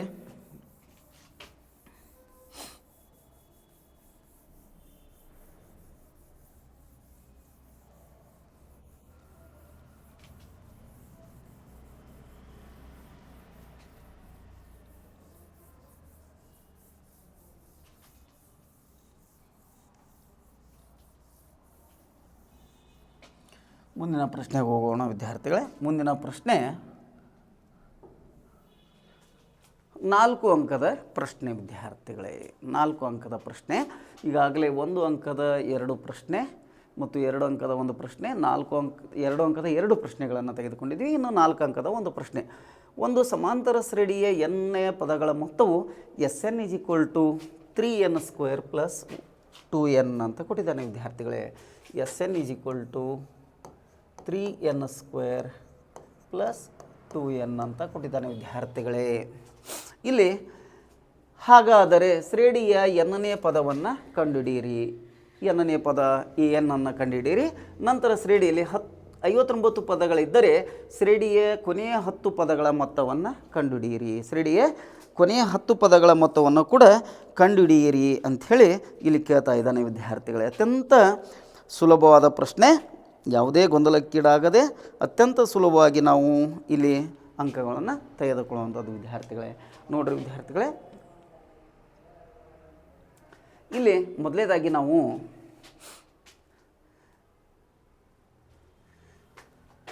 n ಈಸ್ ಈಕ್ವಲ್ ಟು ವಿದ್ಯಾರ್ಥಿಗಳೇ n ಈಸ್ ಈಕ್ವಲ್ ಟು 1 ತೆಗೆದುಕೊಳ್ಳೋಣ ವಿದ್ಯಾರ್ಥಿಗಳೇ. n ಈಸ್ ಈಕ್ವಲ್ ಟು 1 ತೆಗೆದುಕೊಂಡಾಗ ವಿದ್ಯಾರ್ಥಿಗಳೇ S1 ಈಕ್ವಲ್ ಟು 3 × 1² ಪ್ಲಸ್ 2 × 1 ವಿದ್ಯಾರ್ಥಿಗಳೇ. ಅಂದರೆ S1 equal to 3 1 3 plus 2 equal to 5 ವಿದ್ಯಾರ್ಥಿಗಳೇ. 1 ಕಂಡುಹಿಡಿಯುವಂಥದ್ದು. ಇನ್ನು n ಈಸ್ ಈಕ್ವಲ್ ಟು 2 ತುಂಬೋಣ ವಿದ್ಯಾರ್ಥಿಗಳೇ. ಈಗ S2 ಈಕ್ವಲ್ ಟು ಎಲ್ಲಿ n ಇದೆ ಅಲ್ಲಿ ಬೆಲೆಯನ್ನು 2 ತೆಗೆದುಕೊಳ್ಳೋಣ ವಿದ್ಯಾರ್ಥಿಗಳೇ. 2 × 2. ಹಾಗಾಗಿ 3 × 2 4 ಪ್ಲಸ್ 2 4 ವಿದ್ಯಾರ್ಥಿಗಳೇ. 3 4 12 ಪ್ಲಸ್ 4 16 ವಿದ್ಯಾರ್ಥಿಗಳೇ. ಎಷ್ಟು ನಮಗೆ ಇಲ್ಲಿ ವಿದ್ಯಾರ್ಥಿಗಳೇ A1 is equal to S1 ಅಂತೇಳಿ. A1 is equal to S1 ಅಂದರೆ ವಿದ್ಯಾರ್ಥಿಗಳೇ S1ನ ಬೆಲೆ 5 ಬರ್ತಾಯಿದೆ. ಅಂದರೆ A ಈಸ್ ಈಕ್ವಲ್ ಟು 5. ಇನ್ನು ಡಿನ ಬೆಲೆಯನ್ನು ಕಂಡುಹಿಡಿಯೋದಾದರೆ ವಿದ್ಯಾರ್ಥಿಗಳೇ, ಮೊದಲು ಡಿ ಬೆಲೆಯನ್ನು ಕಂಡುಹಿಡಿಯೋದಕ್ಕಿಂತ ಪೂರ್ವದಲ್ಲಿ ನಾವು ಮುಂದಿನ ಪದವನ್ನು S2 ಮೈನಸ್ S1 ಕಂಡುಹಿಡಿಯೋಣ ವಿದ್ಯಾರ್ಥಿಗಳೇ. S2 minus S1. S2 minus S1 ಅಂದಾಗ ವಿದ್ಯಾರ್ಥಿಗಳೇ 16 ಮೈನಸ್ 5 ಅಂದರೆ 11 ಆಗುತ್ತೆ ವಿದ್ಯಾರ್ಥಿಗಳು. ಅಂದರೆ 5 ಮತ್ತು 11 ಬರ್ತಾಯಿದೆ ವಿದ್ಯಾರ್ಥಿಗಳೇ. ಅಂದರೆ ಅಪ್ ಟು ಡ್ಯಾಶ್ ಅಂದಾಗ ನಮಗೆ ಮೊದಲನೇ ಪದ A equal to 5, D is equal to 11 minus 5 ಅಂದಾಗ ಇದರ ಬೆಲೆ 6 ವಿದ್ಯಾರ್ಥಿಗಳೇ. ಮೊದಲು S1 ಮತ್ತು S2ಗಳ ಬೆಲೆಯನ್ನು ತೆಗೆದುಕೊಳ್ಳೋಣ ವಿದ್ಯಾರ್ಥಿಗಳು. ಅಂದರೆ ಎನ್ನ ಬೆಲೆಯನ್ನು, ಯಾಕಂದರೆ ಎನ್ನ ಬೆಲೆ ಕೊಟ್ಟಿರೋ ಕೊಟ್ಟಿಲ್ಲದೇ ಇರೋದರಿಂದ n = 1 ಮತ್ತು n = 2 ಬೆಲೆಯನ್ನು ತೆಗೆದುಕೊಂಡಾಗ n = 1 ತೊಗೊಂಡಾಗ 5 ಬರುತ್ತೆ ವಿದ್ಯಾರ್ಥಿಗಳೇ, n = 2 ತೊಗೊಂಡಾಗ 16 ಬರುತ್ತೆ ವಿದ್ಯಾರ್ಥಿಗಳೇ. ಎ ಅಂದರೆ S1 ಅಂತ ತೆಗೆದುಕೊಳ್ತೀವಿ. S2 - S1 ಅಂದಾದಾಗ 16ರಲ್ಲಿ 5 ತೆಗೆದಾಗ ವಿದ್ಯಾರ್ಥಿಗಳೇ 11, ಮೊದಲನೇ ಪದ 5, ಸಾಮಾನ್ಯ ವ್ಯತ್ಯಾಸ 11ರಲ್ಲಿ 5 ತೆಗೆದಾಗ ಮೊದಲನೇ ಪದ, ಮುಂದಿನ ಪದ ಮೈನಸ್ ಹಿಂದಿನ ಪದವನ್ನು ಮಾಡಿದಾಗ ಡಿನ ಬೆಲೆ 6 ದೊರೀತಾ ಇದೆ ವಿದ್ಯಾರ್ಥಿಗಳೇ. ಇನ್ನು ನಾವು ಏನು ಕಂಡುಹಿಡಿಯೋದಾದರೆ n = a + n - 1 × ಡಿ ಎನ್ನು ಕಂಡುಹಿಡಿಯುವಂಥದ್ದು ವಿದ್ಯಾರ್ಥಿಗಳು. ಏನನ್ನೇ ಪದ ಕೇಳಿದ್ದಾನೆ. ಹಾಗಾಗಿ n = ಎನ ಬೆಲೆ 5 + n - 1 ಅಂದಾಗ ನಮಗೆ ಗೊತ್ತಿಲ್ಲ ವಿದ್ಯಾರ್ಥಿಗಳೇ, n - 1, ಡಿನ ಬೆಲೆ 6 ಅಂತ ತೆಗೆದುಕೊಳ್ಳೋಣ ವಿದ್ಯಾರ್ಥಿಗಳೇ.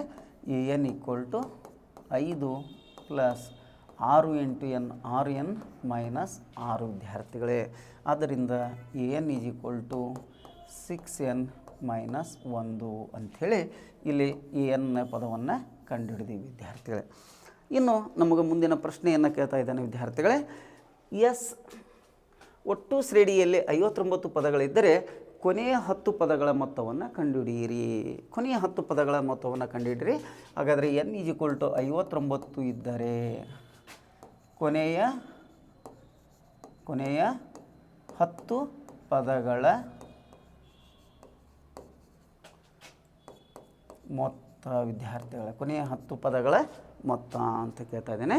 ಹಾಗಾದರೆ ಕೊನೆಯ 10 ಪದಗಳಂತಂದರೆ ವಿದ್ಯಾರ್ಥಿಗಳೇ, ಇದು 59 ಮತ್ತು 49ರ ನಡುವಿನ ಪದಗಳನ್ನು ಕಂಡುಹಿಡಿಯೋಣ ವಿದ್ಯಾರ್ಥಿಗಳೇ. ಹಾಗಾದರೆ ನಾವು ಇಲ್ಲಿ ವಿದ್ಯಾರ್ಥಿಗಳೇ ಇದೇ ಸೂತ್ರವನ್ನು ಬಳಸೋಣ. 3n² + 2n minus 3n² + 2n ವಿದ್ಯಾರ್ಥಿಗಳೇ. ಒಂದು ಬಾರಿ n = 3 × 59ರ ವರ್ಗ ವಿದ್ಯಾರ್ಥಿಗಳೇ.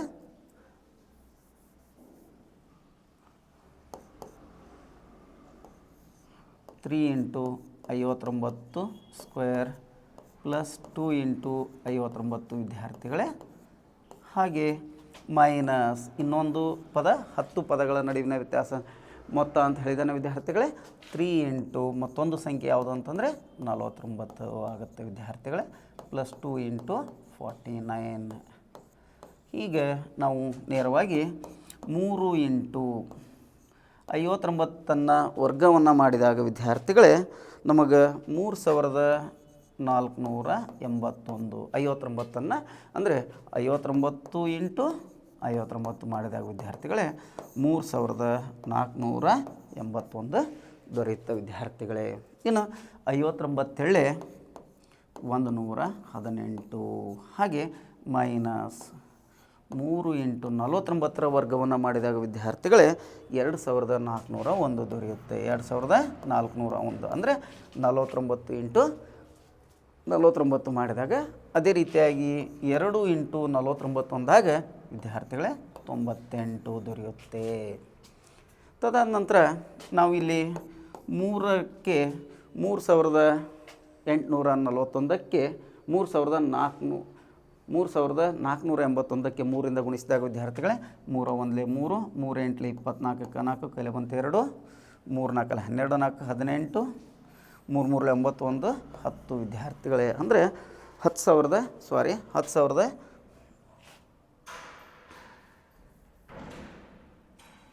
10,443 ಪ್ಲಸ್ 118 ಆಗುತ್ತೆ ವಿದ್ಯಾರ್ಥಿಗಳೇ. ಅದೇ ರೀತಿಯಾಗಿ ನಾವು 3ಕ್ಕೆ 2401ಕ್ಕೆ 3ರಿಂದ ಗುಣಿಸಿದಾಗ ವಿದ್ಯಾರ್ಥಿಗಳೇ 7203. 3 × 1 = 3, 3 × 0 = 0, 3 × 4 = 12, 2 ಕೈಲಿ 1, 3 × 6 = 7 ವಿದ್ಯಾರ್ಥಿಗಳೇ, ಪ್ಲಸ್ 98. ತದಾದ ನಂತರ 10,443ಕ್ಕೆ 118ನ್ನು ಸೇರಿಸಿದಾಗ ವಿದ್ಯಾರ್ಥಿಗಳೇ 10,561 ಮೈನಸ್ 2,703ಕ್ಕೆ 98ನ್ನು ಸೇರಿಸಿದಾಗ ವಿದ್ಯಾರ್ಥಿಗಳೇ 2,301, 7,301 ಆಗುತ್ತೆ ವಿದ್ಯಾರ್ಥಿಗಳೇ. ಇಲ್ಲಿ ನಾವು 10,561 561ರಲ್ಲಿ 7301 ಕಳೆದಾಗ ವಿದ್ಯಾರ್ಥಿಗಳೇ 3260 ದೊರೆಯುವಂಥದ್ದು. ಇದು 59 ಪದಗಳ ಏನು ಕೇಳ್ತಾ ಇದ್ದೇನೆ, ಶ್ರೇಣಿಯ ಕೊನೆಯ 10 ಪದಗಳ ಮೊತ್ತವನ್ನು ಕಂಡುಹಿಡಿಯಿರಿ ಅಂತ ಹೇಳ್ತಾನೆ. 59 ಪದಗಳಿದ್ದರೆ ಕೊನೆಯ 10 ಪದಗಳ ಮೊತ್ತ ವಿದ್ಯಾರ್ಥಿಗಳೇ 3260. ಯಾವುದೇ ಗೊಂದಲಕ್ಕೀಡಾಗುವಂಥದ್ದಿಲ್ಲ ವಿದ್ಯಾರ್ಥಿಗಳೇ. ಈ ಪ್ರಶ್ನೆಯನ್ನು ಅತ್ಯಂತ ಸುಲಭವಾಗಿರುವಂಥದ್ದು. ನಾವು ಸೂತ್ರವನ್ನು ಬಳಸುವುದರ ಮೂಲಕ SN ಕೊಟ್ಟಿದ್ದಾನೆ ವಿದ್ಯಾರ್ಥಿಗಳೇ 3n² + 2n. ಎನ್ನ ಬೆಲೆ 1 ಹಾಕೋಣ ವಿದ್ಯಾರ್ಥಿಗಳೇ. S1 = 3 1² + 2 × 1 ಅಂದರೆ 3 + 2 3 1 1 1 3 1 3 2 1 2 5 ಆಗುತ್ತೆ ವಿದ್ಯಾರ್ಥಿಗಳೇ. n = 2 ತೆಗೆದುಕೊಂಡಾಗ 16 ಆಗುತ್ತೆ ವಿದ್ಯಾರ್ಥಿಗಳೇ. A1 = S1 5 ಅಂದರೆ ಏನ ಬೆಲೆ ದೊರೀತು ವಿದ್ಯಾರ್ಥಿಗಳೇ. S2 - S1 ಅಂದರೆ 16 - 5 11 ವಿದ್ಯಾರ್ಥಿಗಳೇ. ಈ ಮುಂದಿನ ಸಾಮಾನ್ಯ ವ್ಯತ್ಯಾಸವನ್ನು ಕಂಡುಹಿಡಿಯೋಣ ವಿದ್ಯಾರ್ಥಿಗಳೇ. ಮೊದಲನೇ ಪದ 5, ಸಾಮಾನ್ಯ ವ್ಯತ್ಯಾಸ ಅಂದರೆ 11ರಲ್ಲಿ 5 ಕಳೆದಾಗ 6 ದೊರೆಯುತ್ತೆ ವಿದ್ಯಾರ್ಥಿಗಳೇ. ಇಲ್ಲಿ an ಪದವನ್ನು ಕಂಡುಹಿಡಿ ಅಂದಿದ್ದಾನೆ. an = a + n - 1 × d ಹಾಕೋಣ. ನಂತರದಲ್ಲಿ an = a ನ ಬೆಲೆ 5 ಕೊಟ್ಟಿದ್ದಾನೆ ವಿದ್ಯಾರ್ಥಿ, ಕಂಡುಹಿಡಿದಿದ್ದೀವಿ ಈಗಾಗಲೇ. 5ಅನ್ನು ತುಂಬೋಣ. ತದನಂತರ ಎನ್ನ ಬೆಲೆ ನಮಗೆ ಗೊತ್ತಿಲ್ಲ. ನಂತರ ಡಿ ಬೆಲೆ ಗೊತ್ತಿದೆ, 6ಅನ್ನು ತುಂಬೋಣ ವಿದ್ಯಾರ್ಥಿಗಳೇ.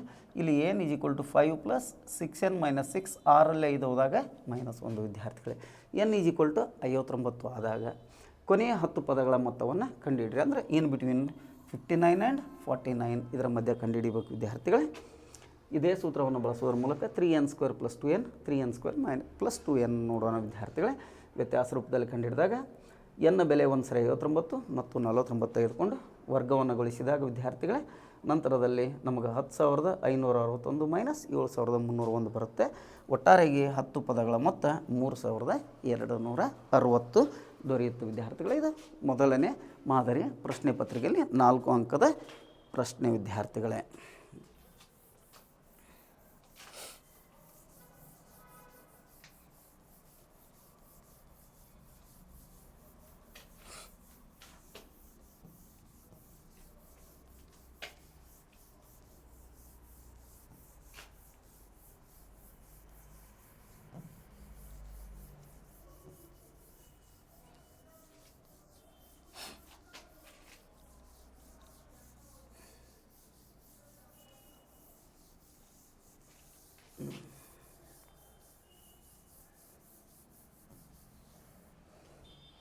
ಇನ್ನು ಮುಂದಿನ ಪ್ರಶ್ನೆ ಅಂದರೆ ಮಾದರಿ ಪ್ರಶ್ನೆ ಪತ್ರಿಕೆ 2ರಲ್ಲಿ ಮೊದಲನೇ ಪ್ರಶ್ನೆ. ಒಂದು ಸಮಾಂತರ ಶ್ರೇಣಿಯ 3ನೇ ಪದ 13 ಮತ್ತು 2ನೇ ಪದ 8 ಆದರೆ ಮೊದಲನೇ ಪದವು ಅಂತ ಹೇಳ್ತಾನೆ. ಒಂದು ಸಮಾಂತರ ಶ್ರೇಣಿಯಲ್ಲಿ 3ನೇ ಪದವು 13 ಅಂತ ಹೇಳ್ತಾ ಇದ್ದೇನೆ ವಿದ್ಯಾರ್ಥಿಗಳೇ.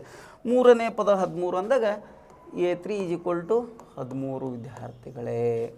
ನಂತರ 2ನೇ ಪದ 3ನೇ ಪದ 13 2ನೇ ಪದ A2 = ವಿದ್ಯಾರ್ಥಿಗಳೇ ಇಲ್ಲಿ ನಮಗೆ A2 = 8 ಆದರೆ ಮೊದಲ ಪದವನ್ನು ಕಂಡುಹಿಡಿಯಿರಿ. ಅಂದರೆ A = ? ಇದನ್ನು ಕೇಳ್ತಾ ಇದ್ದಾನೆ ವಿದ್ಯಾರ್ಥಿಗಳು. ಅಂದರೆ 3ನೇ ಪದ ಕೊಟ್ಟಿದ್ದಾನೆ ವಿದ್ಯಾರ್ಥಿಗಳೇ 13, 2ನೇ ಪದ ಕೊಟ್ಟಿದ್ದಾನೆ 8.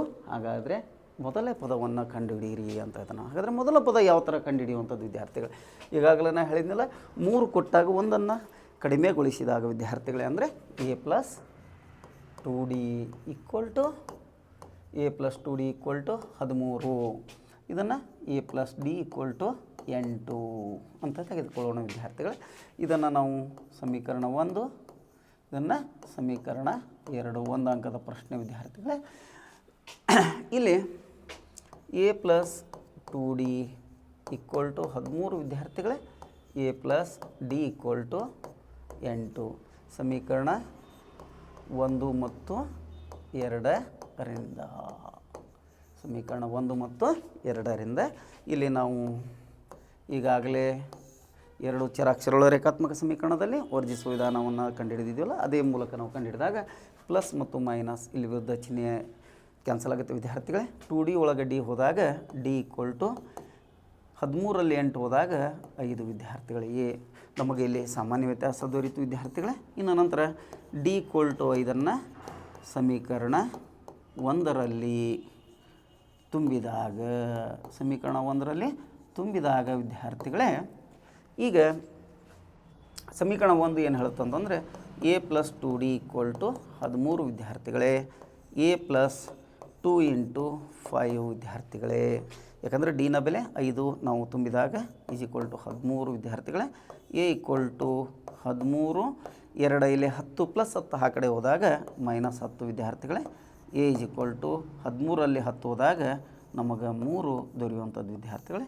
ಎ = 3 ಮೊದಲ ಪದವನ್ನು ಕಂಡುಹಿಡಿದ ವಿದ್ಯಾರ್ಥಿಗಳು. ಈ ರೀತಿಯಾಗಿ ನಾವು 1 ಅಂಕದ ಸುಲಭವಾದ ಪ್ರಶ್ನೆಯನ್ನು ಕಂಡುಹಿಡಿದಿದ್ದೇವೆ. ಅದೇ ರೀತಿಯಾಗಿ ನಾವು ಇಲ್ಲಿ ಮೊದಲನೇ ಪದ ಎ ಕೊನೆಯ ಪದ ಎಲ್ ಆಗಿರುವ, ಮೊದಲ ಪದ ಎ ಕೊನೆಯ ಪದ ಎಲ್ ಆಗಿರುವ ಸಮಾಂತರ ಶ್ರೇಣಿಯ ಎನ್ ಪದಗಳ ಮೊತ್ತವನ್ನು ಕಂಡುಹಿಡಿಯುವ ಸೂತ್ರವನ್ನು ಬರೆಯಿರಿ. ಈಗಾಗಲೇ ಹೇಳಿದ್ದಲ್ಲ ವಿದ್ಯಾರ್ಥಿಗಳೇ, ಪ್ರತಿ ಪಾಠದಲ್ಲಿ ಬರುವಂಥ ಎಲ್ಲ ಸೂತ್ರಗಳನ್ನು ನಾವು ನೆನಪಿನಲ್ಲಿ ಇಟ್ಕೊಳ್ಬೇಕು ವಿದ್ಯಾರ್ಥಿಗಳೇ. ಅದನ್ನು ಪ್ರತಿದಿನ ಅದನ್ನು ತೆಗೆಯೋದ್ರ ಮೂಲಕ ನಾವು ಅದನ್ನು ಪ್ರತಿಯೊಂದು ಪಾಠದಲ್ಲಿ ಬರುವಂಥ ಎಲ್ಲ ಸೂತ್ರಗಳನ್ನು ನೆನಪಿಟ್ಕೊಂಡ್ರೆ ವಿದ್ಯಾರ್ಥಿಗಳೇ ಸುಲಭವಾಗಿ ನಾವು 1 ಅಂಕದ ಪ್ರಶ್ನೆಗಳನ್ನು ನಾವು ನೇರವಾಗಿ ಅಂಕವನ್ನು ತೆಗೆದುಕೊಳ್ಳುವಂಥ ಸಾಧ್ಯತೆ ಇರುತ್ತೆ ವಿದ್ಯಾರ್ಥಿಗಳೇ.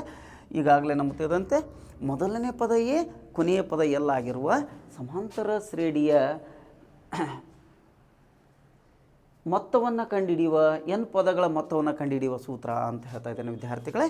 ನೇರವಾಗಿ SN = n/2 a + l ಅನ್ನುವಂಥ ಸೂತ್ರವನ್ನು ನಾವು ಬರೆಯುವಂಥದ್ದು. ಅಥವಾ ಇನ್ನೊಂದು ಹಂತದಲ್ಲಿ ನಾವು ಬರೆದ್ವಿ n/2 a + an ಅಂಥೇಳಿ ನಾವು ಈಗಾಗಲೇ ಕಂಡುಹಿಡಿದೀವಿ. an = l. ಇವೆರಡರಲ್ಲಿ ಒಂದನ್ನು ನಾವು ತೆಗೆದುಕೊಳ್ಳೋದಾದರೆ ಕೊನೆಯ ಪದ an ಕೂಡ ಕೊನೆಯ ಪದ, l ಕೂಡ ಕೊನೆಯ ಪದ. ಹಾಗಾಗಿ SN = n/2 a + l ಅನ್ನುವಂಥ ಸೂತ್ರವನ್ನು ನಾವಿಲ್ಲಿ ಬರೆಯುವಂಥದ್ದು ವಿದ್ಯಾರ್ಥಿಗಳೇ. ಇನ್ನು ನಂತರದಲ್ಲಿ 2 ಅಂಕದ ಒಂದು ಪ್ರಶ್ನೆಯನ್ನು ನಾವು ನೋಡೋಣ ವಿದ್ಯಾರ್ಥಿಗಳೇ.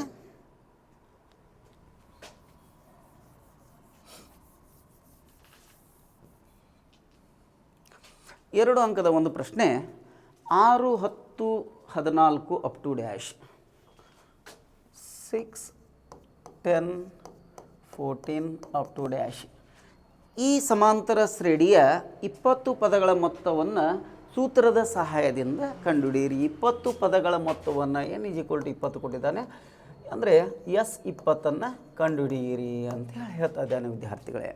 20 ಪದಗಳ ಮೊತ್ತವನ್ನು ಕಂಡುಹಿಡಿಯಿರಿ, ಸೂತ್ರದ ಸಹಾಯದಿಂದ ಕಂಡುಹಿಡಿಯಿರಿ. ಅಂದರೆ 6, 10, 14 ಅಪ್ ಟು ಡ್ಯಾಶ್ 20ನೇ ಪದಗಳ ಮೊತ್ತವನ್ನು ಕಂಡುಹಿಡಿಯಿರಿ ಸೂತ್ರದ ಸಹಾಯದಿಂದ ಅಂತ ಹೇಳ್ತಾ ಇದ್ದೇನೆ ವಿದ್ಯಾರ್ಥಿಗಳೇ.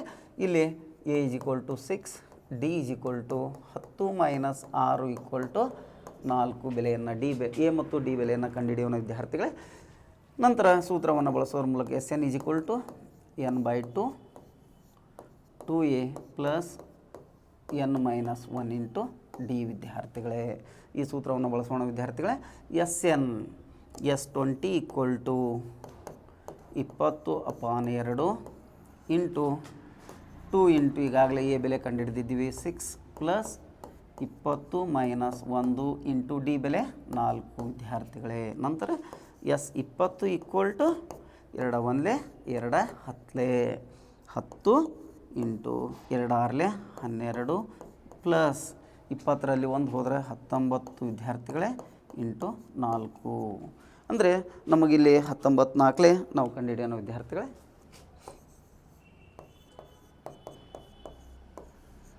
12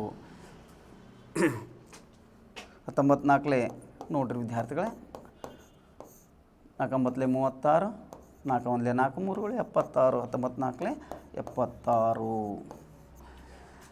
ಇಲ್ಲಿ ನಾವು S20 = 10 ಇಂಟು 12 ಪ್ಲಸ್ 76 88 ವಿದ್ಯಾರ್ಥಿಗಳೇ. ನಂತರದಲ್ಲಿ S20 = 880 ಆಗುತ್ತೆ ಇಂಟು 88 ಇಂಟು 10 ಮಾಡಿದಾಗ 880 ಆಗುತ್ತೆ ವಿದ್ಯಾರ್ಥಿಗಳು. ಅಂದರೆ S20ರ ಬೆಲೆ ಮೊತ್ತ S20 ಪದಗಳ ಮೊತ್ತ 880 ಆಗಿರುತ್ತೆ ವಿದ್ಯಾರ್ಥಿಗಳೇ. ಇನ್ನು ನಾವು ಮತ್ತೊಂದು ಪ್ರಶ್ನೆಯನ್ನು ನೋಡೋಣ ವಿದ್ಯಾರ್ಥಿಗಳೇ.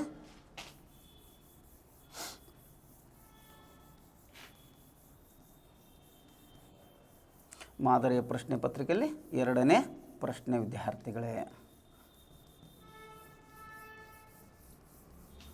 ಮಾದರಿಯ ಪ್ರಶ್ನೆ ಪತ್ರಿಕೆಯಲ್ಲಿ 2ನೇ ಪ್ರಶ್ನೆ ಏನು ಹೇಳ್ತಾ ಇದ್ದಾನೆ ಅಂದರೆ ವಿದ್ಯಾರ್ಥಿಗಳೇ 7 2 7 12 ಸಮಾಂತರ ಶ್ರೇಣಿಯ ಎಷ್ಟನೇ ಪದವು 47 ಆಗಿರುತ್ತದೆ? ಸೂತ್ರದ ಸಹಾಯದಿಂದ ಕಂಡುಹಿಡಿಯಿರಿ. ಎಷ್ಟನೇ ಪದ ಅಂತ ಹೇಳಿ ಕೇಳ್ತಾ ಇದ್ದೇನೆ.